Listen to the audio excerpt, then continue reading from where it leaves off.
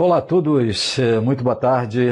É, Eu sou Milton Menezes, para os que não me conhecem, e eu estou aqui iniciando mais uma live do nosso projeto Experiências pelo Mundo, Consciência para o Brasil. Então, temos feito ao longo dessas 2 últimas semanas diversas lives com brasileiros e portugueses, né?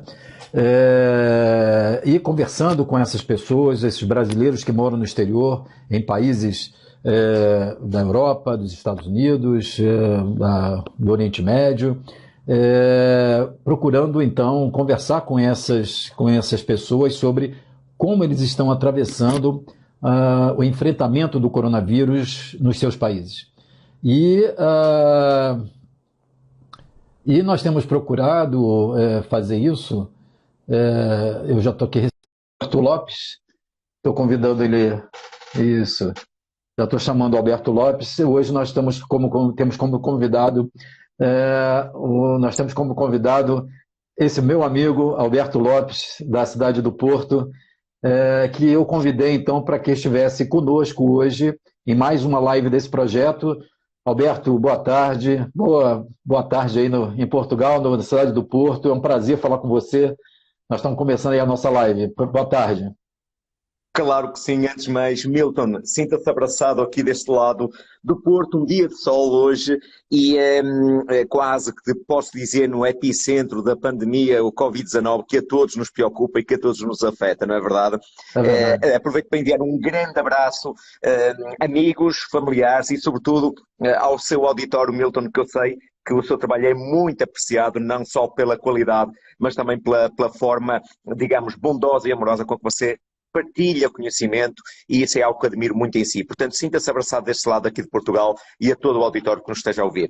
Obrigado, Alberto. Eu te agradeço. A gente sabe que, né, nessa nossa parceria a gente compartilha de algumas coisas importantes, né? E esse Claro que sim. projeto, Alberto, são as lives que eu tenho feito nessas últimas semanas, onde eu tenho convidado, na maioria das vezes, brasileiros, mas já também estive conversando com um português da área de saúde na cidade de Braga, que está também na frente, Aham. do combate do coronavírus. A ideia desse projeto, Alberto, é trazer não é informações só técnicas, nem, enfim, nenhuma visão alarmista. O que a gente tem compartilhado aqui é como as pessoas têm atravessado, principalmente em Europa e nos Estados Unidos, porque estão em etapas, vamos dizer, talvez um mês adiantado, né? Nós estamos aqui um mês atrasado em relação à etapa que nós vamos ainda enfrentar, Pois, vocês já estão enfrentando. E o objetivo é trazer já de facto. como vocês têm atravessado isso na experiência no dia a dia, na rotina, para que as pessoas aqui também possam estar mais conscientes e preparadas para atravessar de uma forma melhor essas semanas que nós temos aí pela frente, que no Brasil podem ser, para a gente poder passar por isso de uma forma melhor. Então, a ideia é saber como é que vocês têm atravessado, você e Kátia, como é que tem atravessado aí. Kátia é a esposa do Alberto Lopes, nossa É a querida minha amiga esposa, também. claro. Como é que vocês têm atravessado isso? Como é que vocês têm se sentido hoje aí? Como é que está a situação aí para vocês hoje enfrentando o coronavírus? Uhum. Milton, antes de mais, de facto, a pandemia instalou-se na nossa vida sem pedir licença e mudou-a de boa vez. Você sabe que eu tenho aqui uma estrutura em Portugal, 3 clínicas, um centro de formação, e está tudo fechado, porque desde o estado de emergência decretado pelo governo português no dia 18 de março, praticamente só os bens essenciais, os mercados, as farmácias, a água, a luz, os hospitais, é que estão funcionando a 100%. Tudo o resto está a 50% ou estão fechados. E é verdade que esta pandemia afetou-nos a todos. E neste momento, aquilo que se escuta em Portugal, vários meios de comunicação têm referido o feliz, e vou meter feliz entre aspas, porque apesar de tudo nós temos 500 e tal mortos desde que foi detectado o primeiro caso no início de março. Mas dizem que Portugal tem sido um sucesso no controle da pandemia. Até falam no feliz caso de um país latino como Portugal. E há várias razões para explicar isso, Milton. Apesar de sermos afetados, apesar da economia praticamente parar, hoje um relatório do FMI fala que Portugal vai perder 8% do PIB e no segundo semestre ainda o Ministro da Economia disse que provavelmente nós podemos ter uma quebra de 20% no segundo semestre. Mas Portugal optou por uma estratégia diferente. Ainda nem tínhamos 100 casos confirmados e o governo resolveu decretar logo o estado de emergência.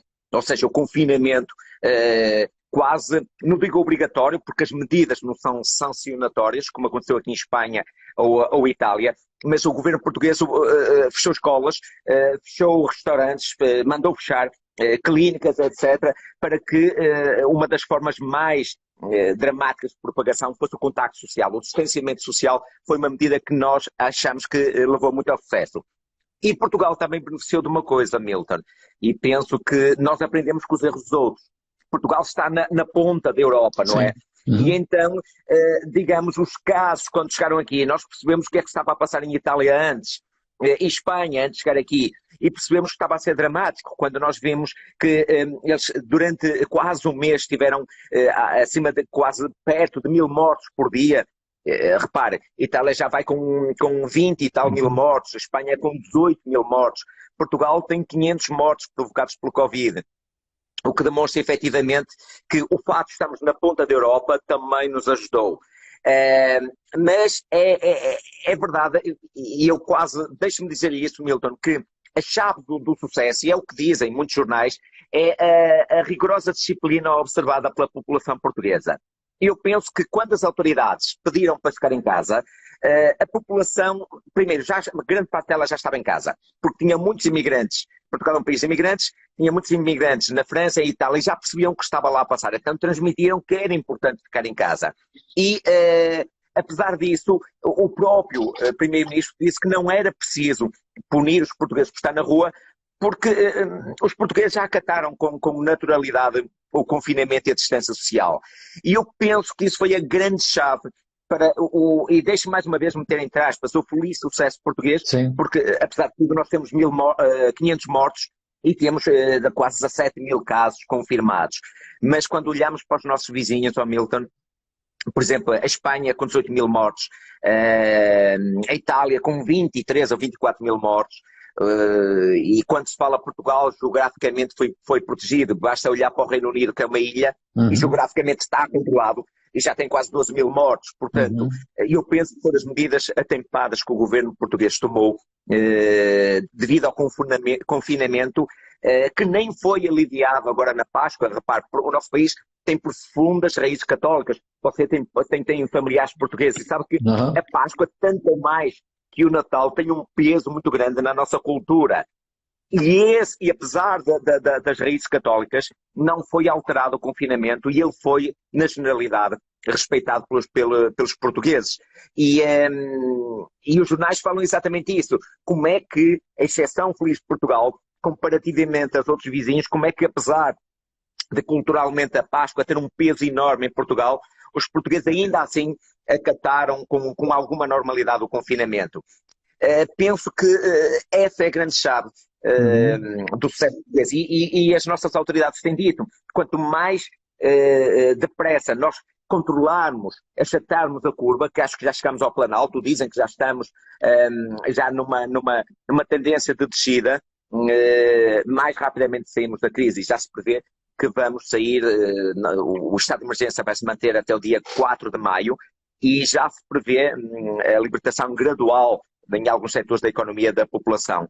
Portanto, é verdade, a pandemia pôs a nossa vida do avesso, estamos confinados, olha, eu estou aqui em casa tentando trabalhar por teletrabalho, temos direito a exercícios, digamos, por períodos curtos, a não ausentar muito tempo das nossas habitações, mas não há sanções para quem está na rua. A polícia está na rua mais numa tentativa de dissuasão, de consciencialização, e perguntar às pessoas, se houver um amontoado de pessoas, perguntar, primeiro pedir para elas dispersar e depois também pedir logo que possam para voltar para casa para evitar a disseminação e a contaminação. Tudo para dizer o quê, Milton? Espero e creio, não está nada ganho, mas creio que já passamos pelo pior.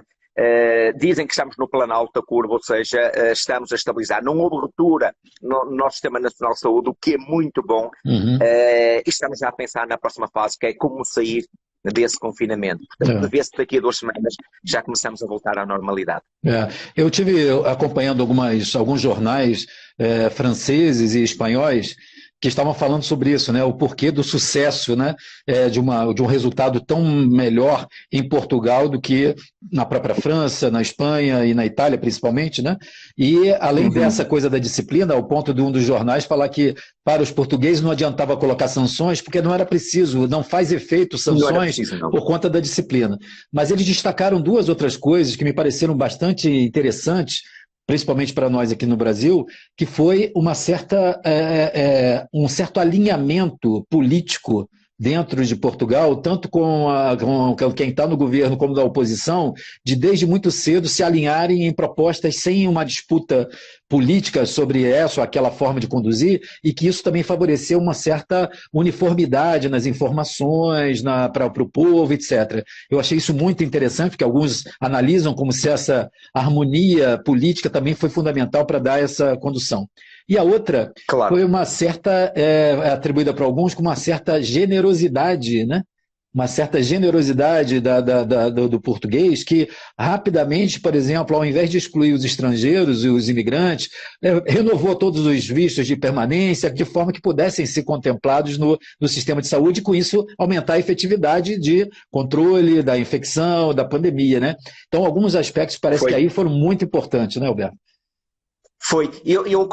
Essa última parte que referiu ao Milton, eu penso que, e ninguém discorda, concordo plenamente e eu olho para o Brasil, eu amo o Brasil, você sabe que tenho uma proximidade muito grande e até em termos espirituais, eu acho que tenho uma ligação muito forte com o Brasil e olho em termos políticos no Brasil que a classe política está de costas voltadas, uns dizem uma coisa, outros dizem outra, e isso divide a população. É verdade, houve aqui um alinhamento, quer na oposição, quer quem está no governo, e todos eles contribuíram da melhor forma, não tenho que concordar com tudo, mas a mensagem que transmitiam para a população era, de facto, que havia uma série de normas, diretrizes que devíamos todos seguir, e que quanto mais cedo nós seguíssemos essas diretrizes, mais rapidamente saíamos da crise. E uma das coisas que têm referido, por exemplo, eu recordo de ver uma notícia na americana CNN e no El País, a generosidade, e estou a utilizar as suas palavras, do governo português e que representa os portugueses, que legalizou de imediato todos os imigrantes que estavam aqui, seja porque estivessem ilegais ou não, para que eles de facto tivessem acesso ao Serviço Nacional de Saúde, que é gratuito em Portugal e tem bastante qualidade, e sobretudo que houvesse um maior controle.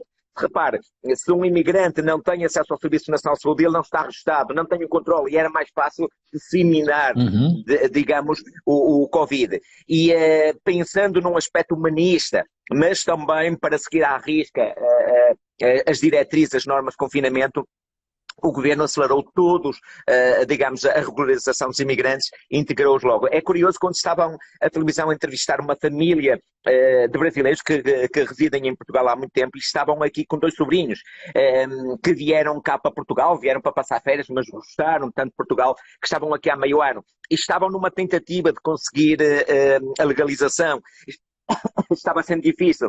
E eles ontem estavam exatamente a citar isso, que já estavam legalizados, que já tinham legalização provisória, que já tinham acesso ao excelente Sistema Nacional de Saúde português e que isso para eles foi algo que não contavam. Foi dizer, é chato, eles estavam até a dizer isso, é chato a dizer isso, mas parece que o Covid até nos deu um bónus, que é uma legalização imediata.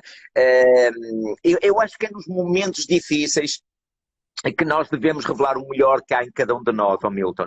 E neste momento, é curioso, há um bocado eu estive a falar com uma colega minha que trabalha na nossa área, que é brasileira, não sei se conhece a Romilda Costa. Romilda, sim, conheço. Sim, ela está na Madeira.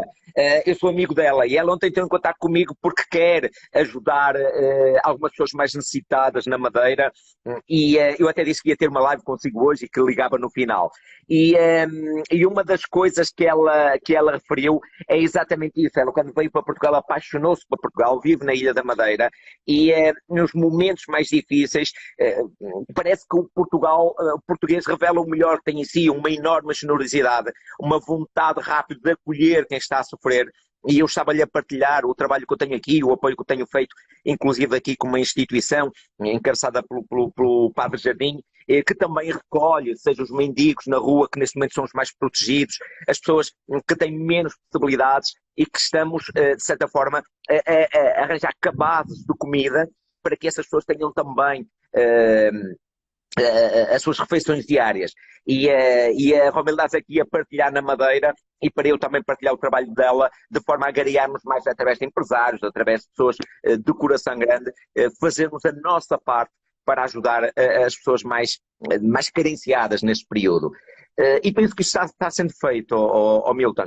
É verdade, a pandemia, e há uma preocupação, eu sou empresário como Milton, e há uma preocupação, e hoje fui à minha clínica, porque tinha que ir buscar lá uma contabilidade, e estamos fechados desde o dia 18, e deu-me uma agonia ao ver aquela estrutura que eu amo, que eu ajudei a construir, que devia estar a ajudar pessoas, fechada, deu-me uma agonia, Milton.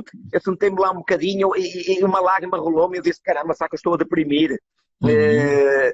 Não é normal, estamos 24 horas por dia confinados a um espaço, e eu tenho o privilégio de viver em frente à praia, mas não deixa de ser triste eu ir ao centro da cidade do Porto, que eu tanto amo, e ver as ruas vazias. Você conhece o Porto, sim. É uma cidade cheia de vida, cheia de turismo.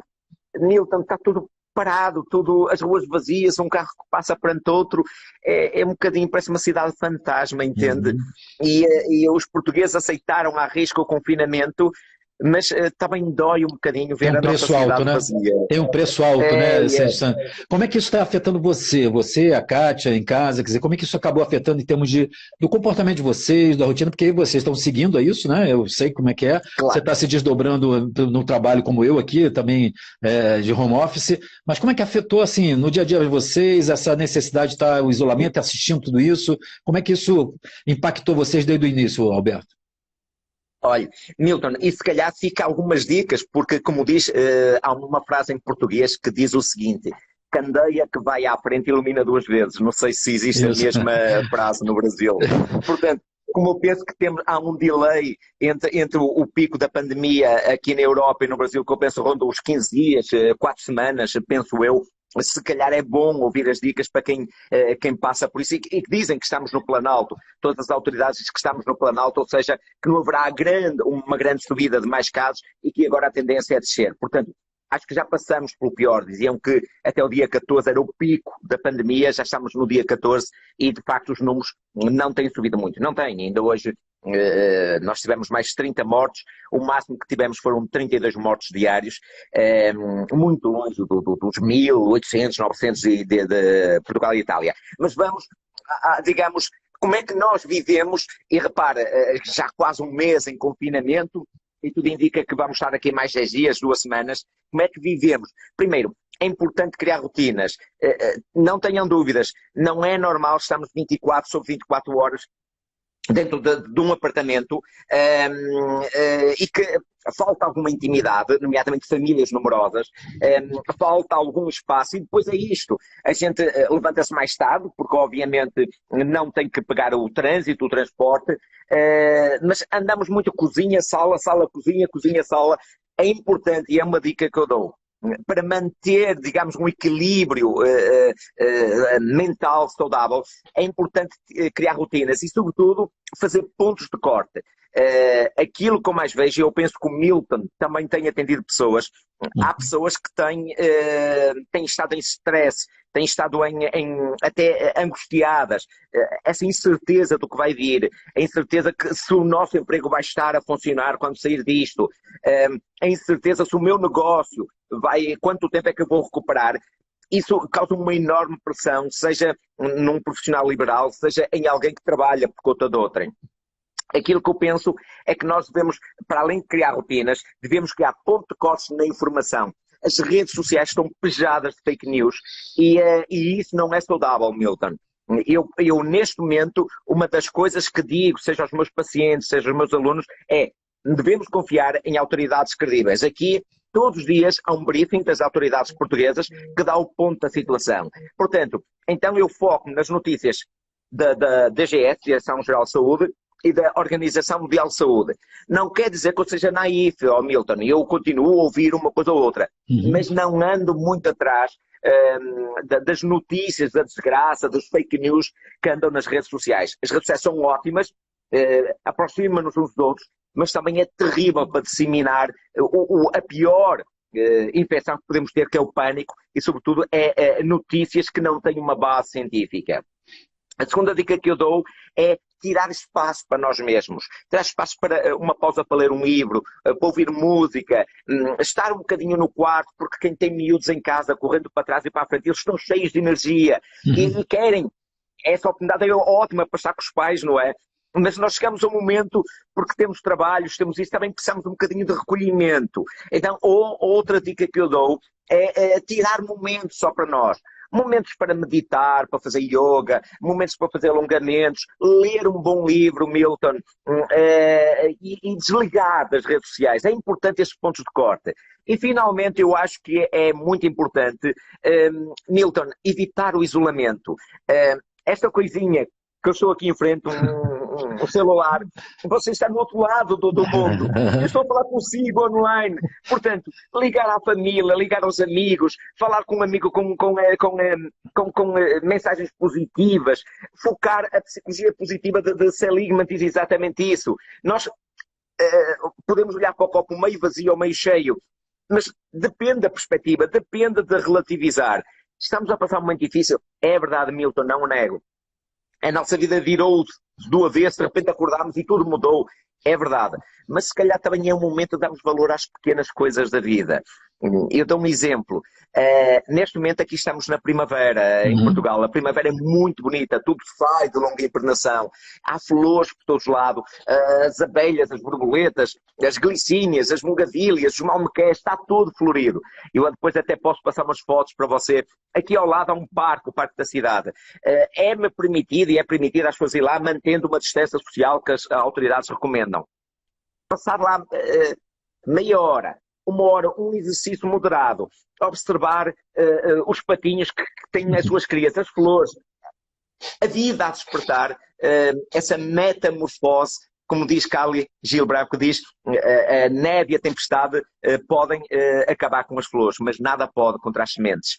E é verdade, as sementes estão aí. E as sementes somos nós, Milton. Portanto, vamos guardar essa semente de esperança, essa semente de amor, para que logo que passa a tempestade, esse furacão que nos atingiu a todos, nós possamos sair mais fortes e se calhar com outras qualidades. É esse o meu desejo e é essas as dicas que eu dou. Manter rotinas, tirar espaço para nós, não se manter isolado, nós temos meios para o fazer e também evitar um consumo exagerado das redes sociais, sobretudo das fake news. Não é fácil distinguir, mas é fácil também perceber quais são as autoridades que eu posso confiar, as autoridades do meu país e também uma autoridade mundial, como a Organização Mundial de Saúde ou um embasamento científico. Todos nós temos acesso a isso e isso é muito importante. São as dicas que eu dou a alguém que está a passar no olho do furacão, se assim podemos dizer. Sim. E as pessoas que você convive aí, né, Alberto, você tem uma visão muito clara, né, muito lúcida em relação ao papel da pandemia e como isso, apesar de virar a nossa vida do avesso, a gente sabe que isso é quase que uma necessidade de uma transformação muito mais profunda, não só nos indivíduos, mas na sociedade, né? Não é só mais eu, somos nós. Então, agora, isso está... Eu tenho falado sobre isso, né? O coronavírus colocou a gente de cara com uma realidade sistêmica que nós sempre vivemos e a gente não se dava conta. Agora, nós vemos que tudo assim, não adianta que eu não vou conseguir mudar o mundo, mas eu faço a minha parte, não consigo garantir que isso mude, mas quando eu faço a minha parte e o meu coleguinha do lado faz a parte dele, aí a gente começa a ver o sistema se modificando, né? Então, a gente está sendo confrontado com uma responsabilidade solidária, né? Que eu preciso fazer o meu, não só por conta da minha necessidade, por causa da sua, de quem eu vou cruzar na rua, do transporte público. Como é que as pessoas estão encarando isso aí à sua volta? As pessoas que você tem contato, que vocês veem que... qual é o tipo de dificuldade que você vê que está mais forte, por exemplo, nas pessoas do seu relacionamento, as dificuldades que elas têm para enfrentar esse momento?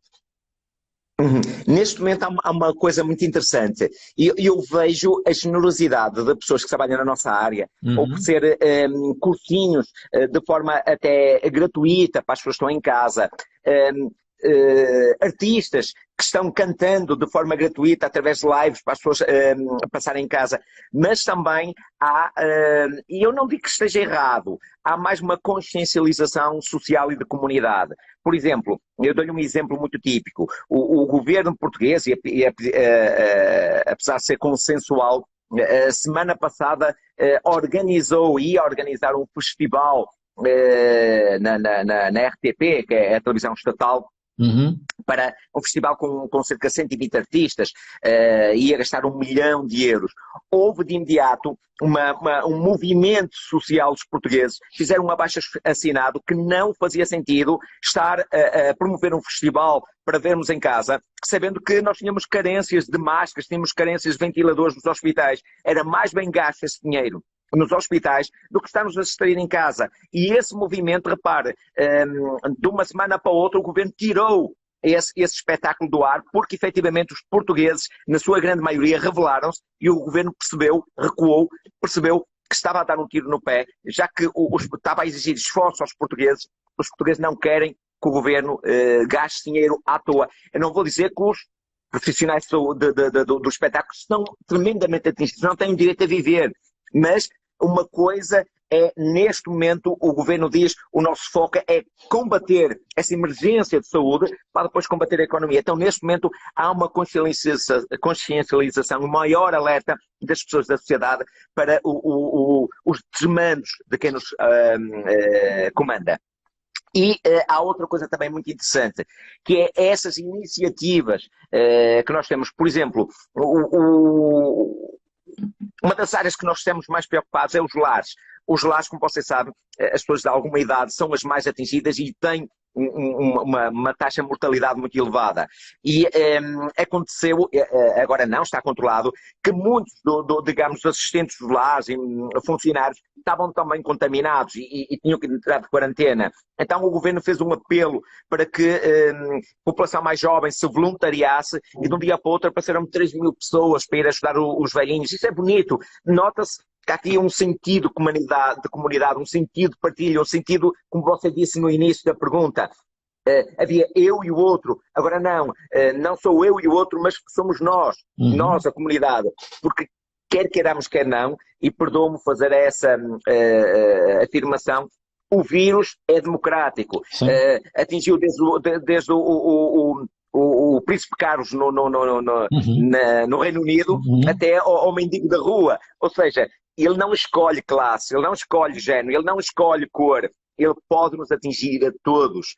E isso leva-nos a pensar em nós como comunidade, em nós como espécie, e nós, sendo aparentemente a espécie mais inteligente ou a espécie dominante do planeta, percebemos que afinal somos tão frágeis perante um pequeno pacote com um pequeno ADN que rapidamente nos confina em casa e cria essa pandemia. É caso para refletir, está na altura de despertar consciências.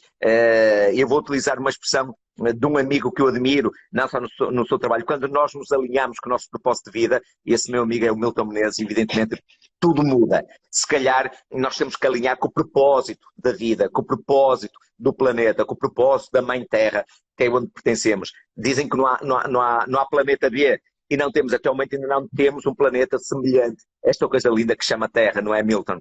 Esse jardim encantado. Eu falo por mim. Hoje eu estive ali no parque da cidade, eu tenho feito meia hora de caminhada e alguns alongamentos, porque é um mês dentro de casa e nós temos que exercitar.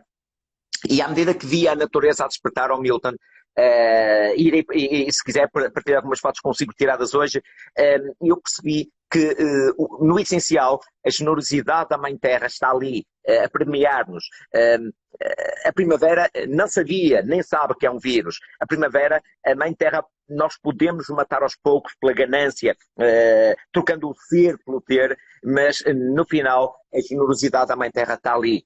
Continua-nos a premiar sem pedir nada em troca. Convém refletir um bocadinho sobre isso, porque não há um planeta como este, não há, se calhar, pelo menos não conhecemos, não há uma vida como esta, e está na altura de olhar para as pequenas e simples coisas da vida que são as realmente importantes.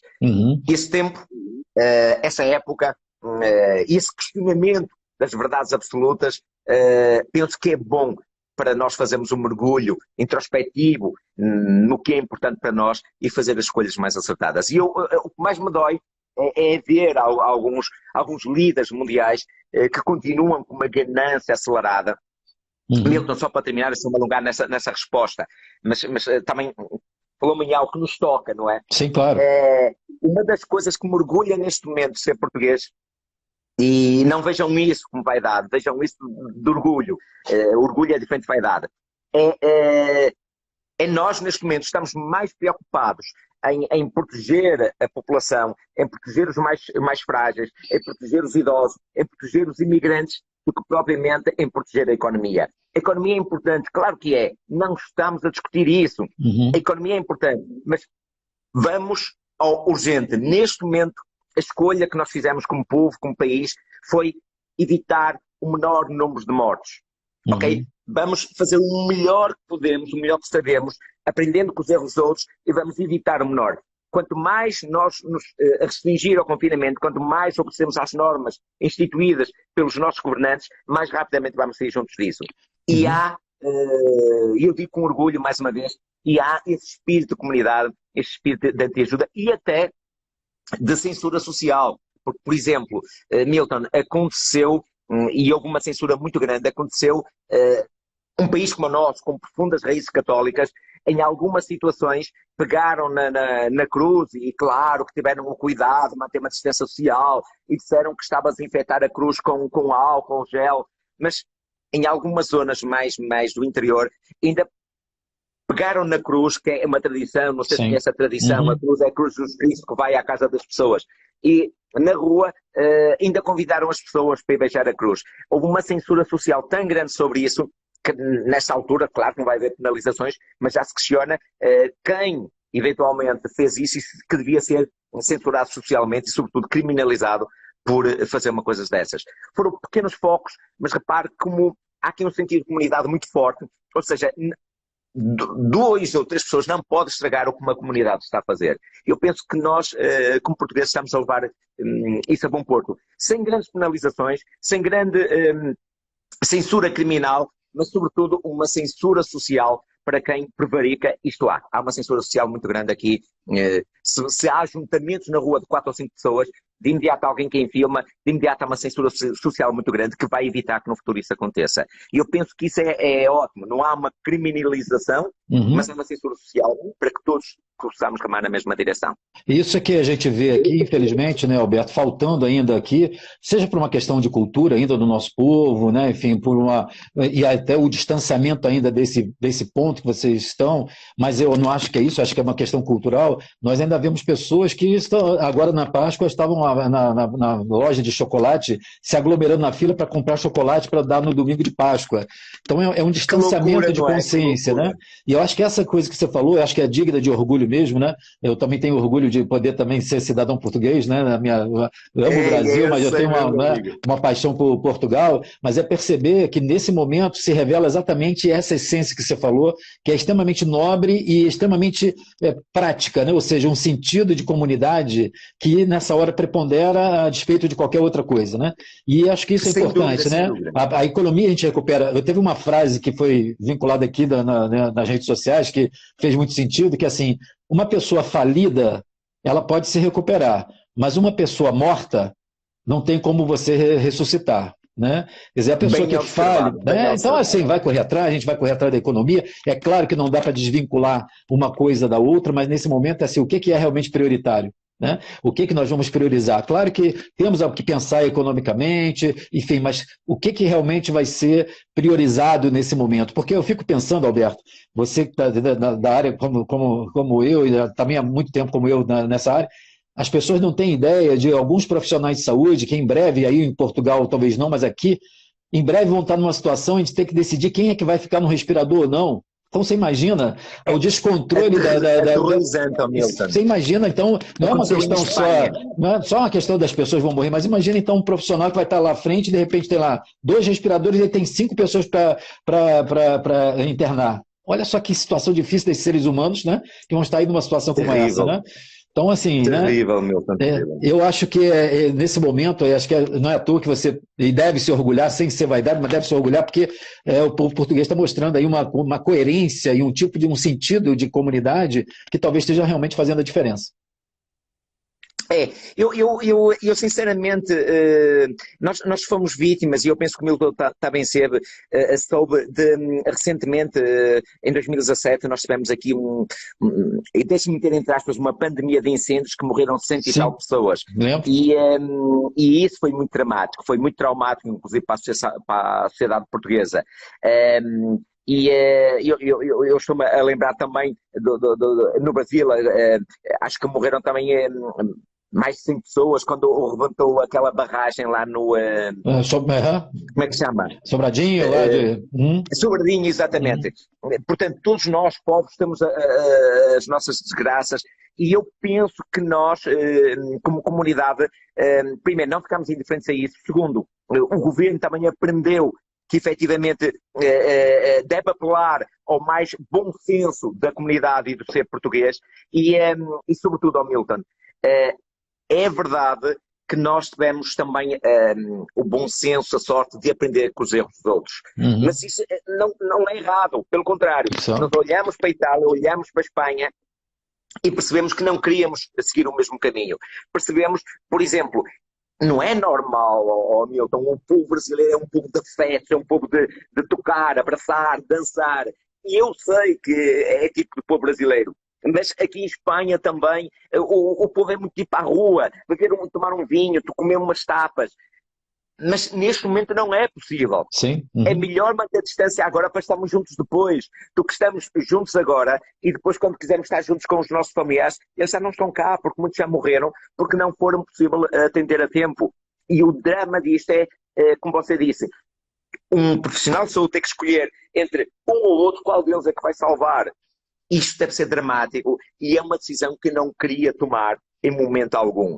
Neste momento, felizmente, não tem morrido pessoas por falta de equipamento, por falta de ventiladores, por falta de medicação. Não tem acontecido, Milton, e espera-se que não vá acontecer. Todavia, mais uma vez, e reitero isso, sendo Portugal um país profundamente católico, raiz profundamente católica, incapaz que ocupa um papel preponderante na nossa cultura, o confinamento foi rigoroso. Que, aliás, o governo decretou o seguinte, o confinamento é profilático, não há sanções a quem sai de casa. Mas como diz o governo, não foi necessário, que o português acatou muito bem. Mas durante o período da Páscoa, o governo também proibiu mesmo a saída de conselho. Ou seja, como havia a tentação, é dia de Páscoa, eu vou visitar a minha família aqui na cidade ao lado. Isso foi proibido, só com uma autorização a dia. Mas isso foi de sexta até ontem. Hoje já está liberado novamente. Você pode pegar hoje um automóvel e ir para onde quiser, em qualquer lado. Exceto, há uma zona que tem um cordão sanitário, onde foi aqui perto, que é Ovar. Lá há um cordão sanitário, lá é preciso uma autorização, porque é onde existem mais casos, digamos, referenciados de Covid. Mas, tirando esses casos pontuais, Milton, a população portuguesa, eu acho que é a grande chave do sucesso que temos tido no controle ao Covid foi, primeiro, todos os governantes ter uma diretriz são essas as normas, é esse caminho que vamos seguir, e de seguida a população portuguesa interiorizar, compreender e perceber, vamos priorizar as pessoas e daqui a um mês vamos novamente lutar pela economia. Foi uma escolha, eu penso que é a escolha acertada e, mais uma vez reitero, sem vaidade nenhuma, neste momento olho à nossa volta e acho que tomamos o caminho certo, Milton.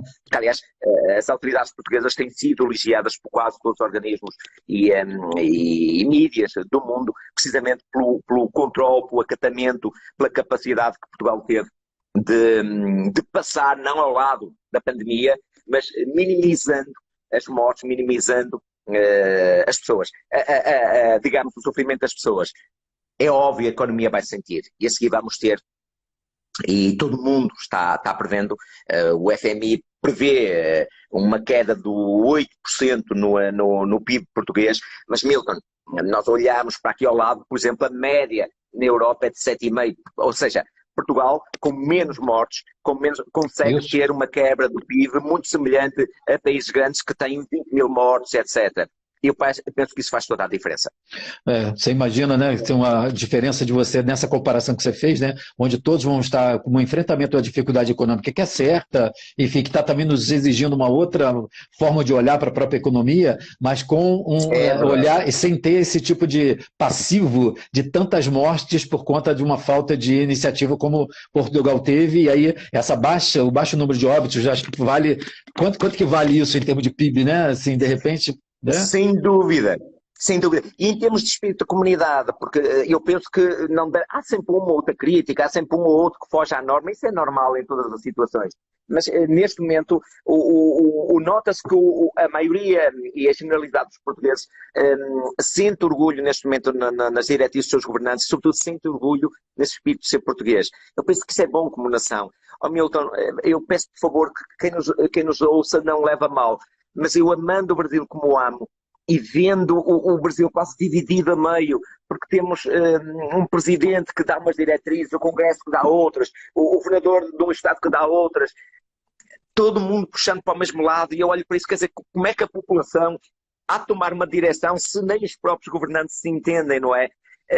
Dói-me o coração mesmo perceber, eu não estou a dar razão a ninguém, não estou, Milton, é longe de mim, eu sou um português, falei da minha realidade em Portugal, mas se calhar vale a pena olhar para um país, mesmo que seja pequenino, que tomou um caminho que está a resultar. Como nós aprendemos com os erros dos outros, se calhar também vale a pena aprender com os exemplos dos outros, não é? Sim, claro. E quando eu vejo que as diretrizes, vocês têm, aparentemente, têm um ministro da Saúde que é fantástico e tem muita credibilidade, mas ao mesmo tempo na retaguarda tem outros governantes que parece que estão a torpedear o que ele faz.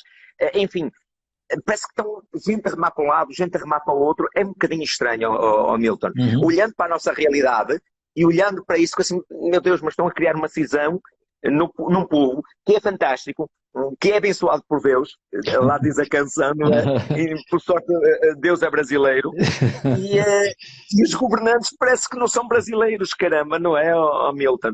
Parece que estão a puxar para um lado e para o outro, e isso dói-me um bocadinho o coração. Eu penso que vocês ainda não estão no pico da pandemia, não sei qual é a previsão. Qual é a previsão aí, Milton? Nós estamos agora, a previsão é que nós estamos entrando nas 2 semanas mais críticas, né? Que seriam essas 2 semanas agora de abril, mas pelo que a Europa está passando, esses 15 dias eles vão se alongar provavelmente. Eu imagino que a gente esteja defasado, Alberto, 1 mês em relação ao que vocês estão vendo agora.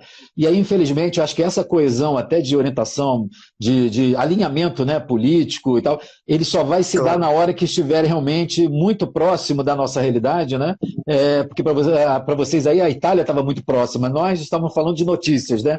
Infelizmente, como está acontecendo agora, das mortes, do sistema de saúde não dá conta, aí é que nós vamos ver, talvez um pouco tardiamente, mas a necessidade desse alinhamento. Por isso a ideia desse projeto, entendeu, Alberto? Foi poder trazer, independente de viés político, foi o que você falou, né? Não é questão de quem é que está com a razão, mas a gente perceber que nessa hora, as divisões, esses outros interesses, eles vão muito mais um desserviço do que realmente alguma coisa que seja útil para o enfrentamento que é comum, né? Então, assim, sem dúvida. Só na hora que chegar muito perto, e agora já começa a chegar, né? Então, alunos meus que agora, outro dia teve notícia, estava internado, né? No respirador, uma outra que estava em casa e tal. E aí você vai vendo as pessoas próximas passando pelo enfrentamento disso. E aí, nessa hora que a gente precisa, então, estar acordado, né, para essa realidade, né? Eu acho que isso é um aprendizado importante para esse país aqui também, para o nosso país aqui, para a cultura, né, para as pessoas, né, de poder ver assim, o que realmente, né, é importante priorizar e o que a gente é capaz de deixar de lado, numa discussão, às vezes, de uma polarização política, que tem todo o seu sentido, até vale como parâmetro de questionamento, mas que não pode ser maior do que aquilo que, na verdade, é a vida humana, que tem uma prioridade. Né? Você estava falando, eu me lembrei agora de uma conversa que eu tive com o Groff, que é um dos grandes nomes da psicologia transpessoal, isso em 2001, quando ele esteve no Brasil, eu tive vários contatos com ele, e ele me falou uma coisa que me marcou muito. Lá naquela época, o Groff falou o seguinte, que a humanidade, ela tem os recursos intelectuais e financeiros para resolver os principais desafios que nós temos, os principais sofrimentos da humanidade, a gente tem recursos intelectuais e humanos.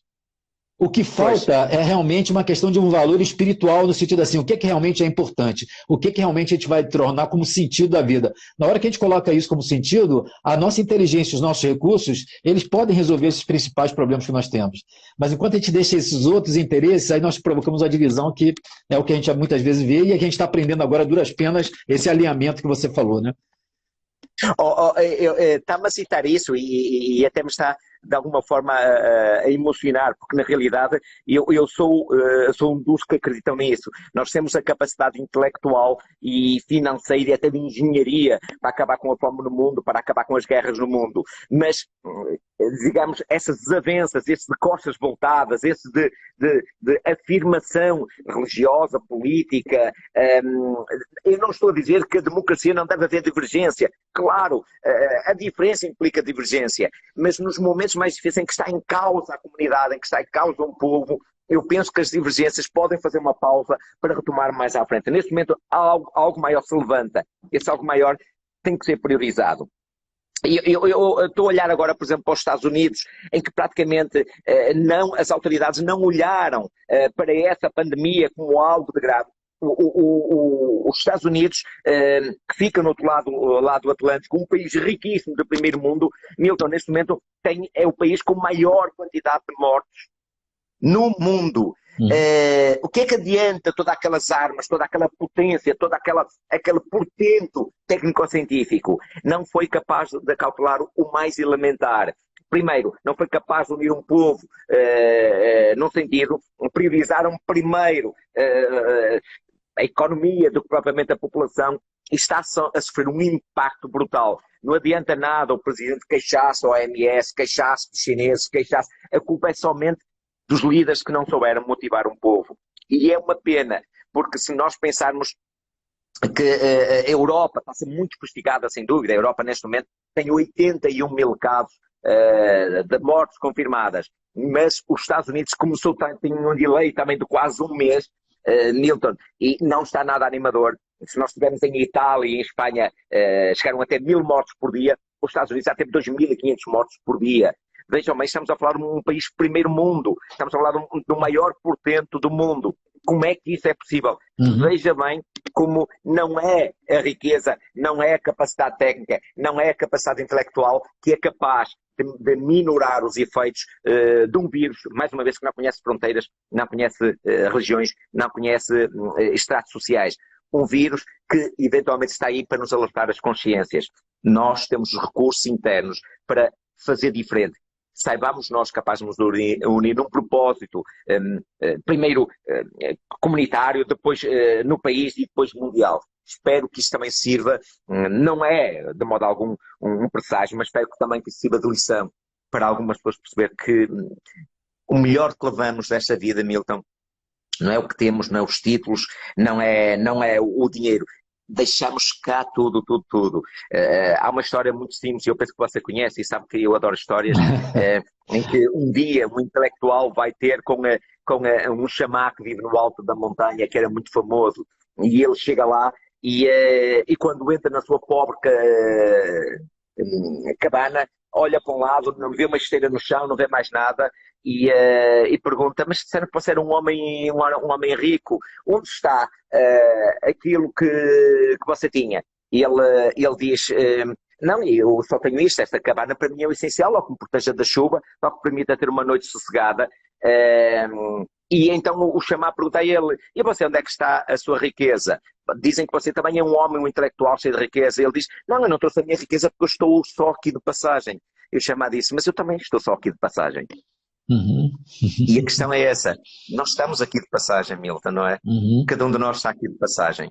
Por que acumular XPTO? Eu não sou de modo algum, eu não abomino o dinheiro, Milton, não é isso. O dinheiro é trocado por comida, por medicamentos, por formação, não é isso. Agora, quando o único objetivo das pessoas é o dinheiro, esquecendo as mais elementares verdades e referências universais, que está ali um mendigo na rua, que está a passar fome, que não tem acesso à comida, vamos partilhar com ele um pouquinho do que temos. Isso é o fundamental e é isso que o universo, a Terra, nos está a alertar. está na hora da partilha e não do egoísmo.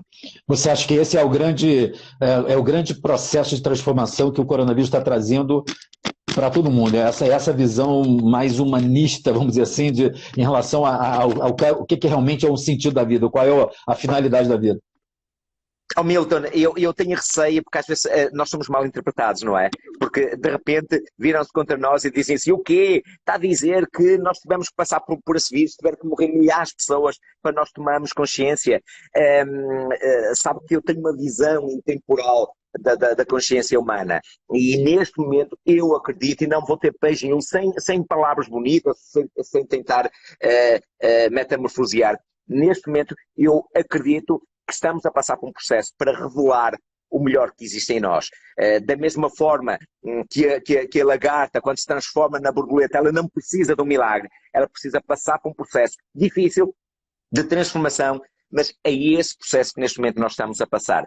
Alguns vão se transformar em borboletas, há outros vão continuar lagartas, Milton. E eu acredito que estou a fazer a minha parte, a receber os meus ensinamentos e estou a priorizar. Isso para mim, hoje de manhã eu estive quase uma hora a olhar para um lago e ver um patozinho com 12 filhotes correndo, ouvir o cantar do moço, um galo cantando, etc. E percebi qual era a minha opção.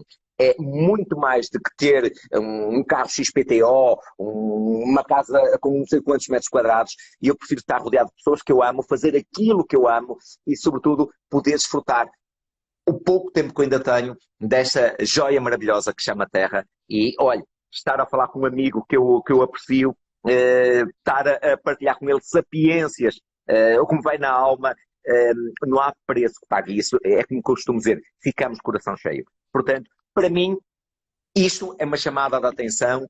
Não estou a dizer que é Deus, eu tenho um sentido mais panteísta, porque eu vejo Deus em cada uma das coisas, vejo Deus a nascer do sol, vejo Deus no pôr do sol, como vejo Deus no ar que eu respiro. Mas para mim é uma chamada à atenção do universo, da vida, para que nós possamos reparar no que é mais importante, transformando-nos em lindas borboletas. Vamos ver se grande parte das pessoas sentem esse apelo.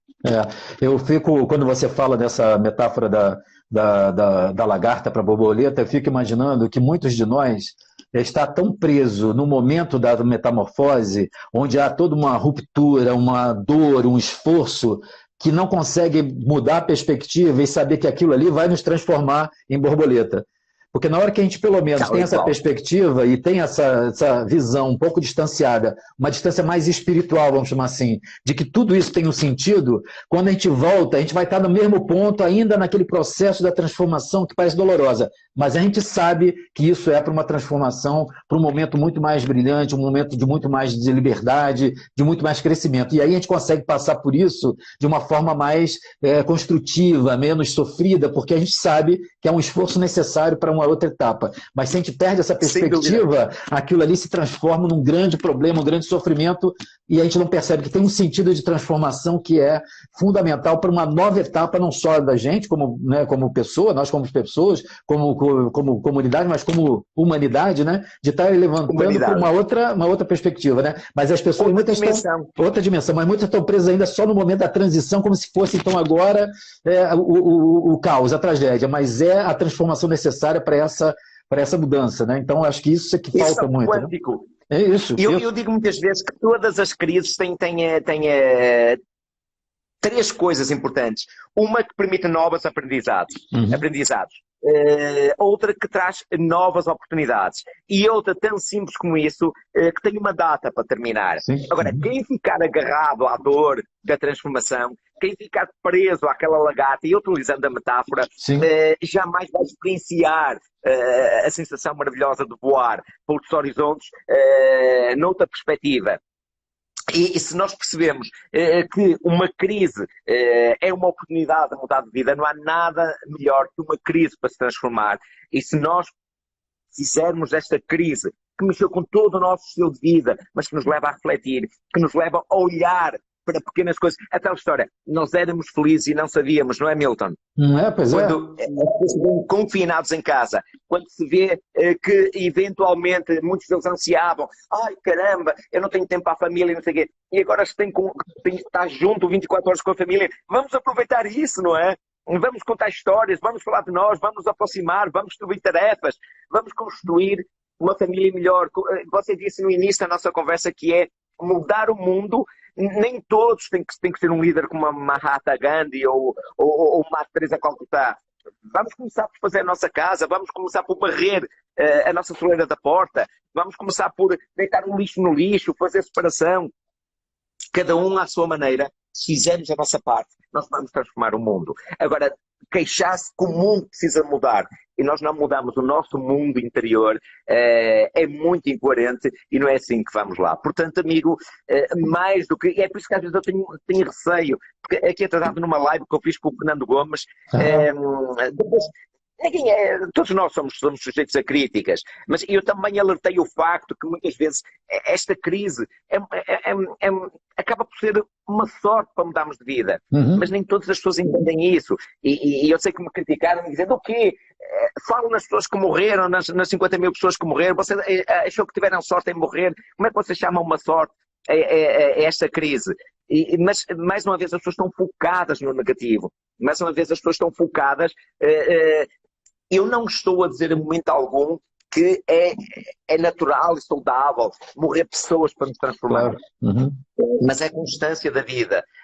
Eu não quero que ninguém morra de modo algum, e quem me dera a todos. Mas quando eu disse há um bocado, eu olho com algum orgulho, não vaidade, mas com indisfarçável orgulho, para a atitude dos nossos governantes, do nosso povo, que resolveu priorizar, minorar o mais possível a quantidade de mortes, para mais à frente se concentrar na economia. Eu acho que fizemos a opção correta, Milton.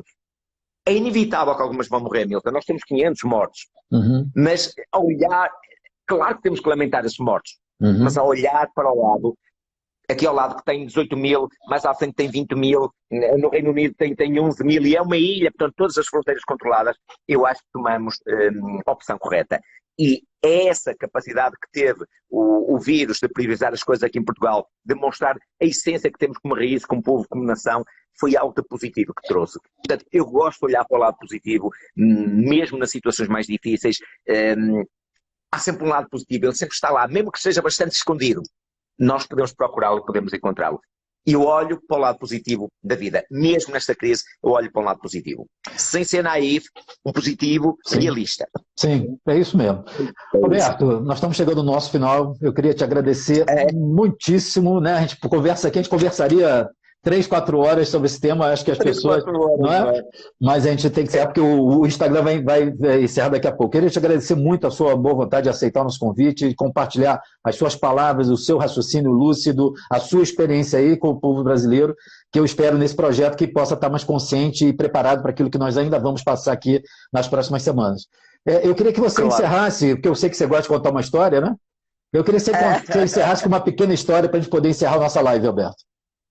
Olha, obrigado por me dar essa dica, sabe que eu adoro histórias, adoro. E vou contar uma história muito bonita. Um dia, Buda, o iluminado e tão apreciado pela sua sabedoria, estava falando para uma multidão de pessoas que estava preocupada com o mal do mundo. E ele estava a falar sobre a importância do mergulho introspectivo, do encontro sagrado com o nosso interior, e não procurar na idolatria exterior o sagrado.